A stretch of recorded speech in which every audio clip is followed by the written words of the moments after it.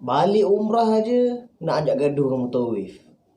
Labbaik Allahumma labbaik, labbaik la syarika lak labbaik, innal hamda wa ni'mata laka wal mulk la syarika lak. Assalamualaikum warahmatullahi taala wabarakatuh. Saya Mutawif Dr. Karo, lebih dikenali sebagai Dr. Karo, atau nama saya Luqman Hakim. Video kali ini saya nak share dekat tuan-tuan semua tentang perangai orang-orang kita bila mana balik daripada umrah. Biasanya kita panggil balik umrah, nak tahu mabrur ke tak mabrur ke umrah kita ni, perangai kita tu macam mana perangai kita. Adakah perangai kita ni lebih ke arah kebaikan, ataupun balik tu pergi malaun balik malaun, ataupun kita pergi tu malaun balik tu bertukar menjadi orang yang soleh. Biasanya orang Melayu kita memang akan decide benda tersebut. Jadi persoalannya ataupun ceritanya adalah bila mana pengalaman saya handle jemaah. Ketika itu saya tak balik. Saya bantu jemaah yang nak balik melalui penerbangan Malaysia Airlines, yang mana ketika itu ada satu family ni, package yang diambil adalah package ekonomi. Okey.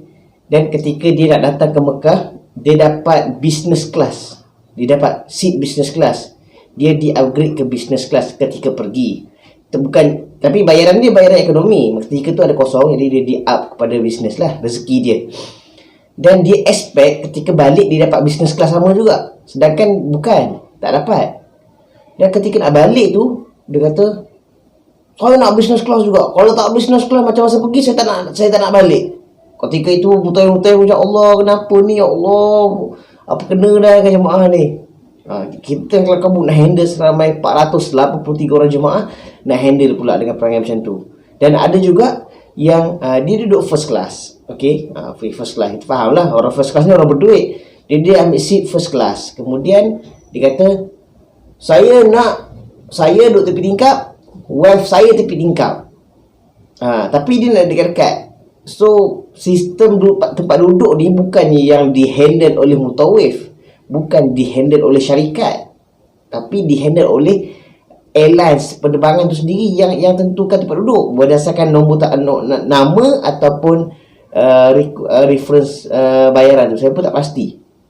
Tapi bukannya kita mutawif ni yang uruskan.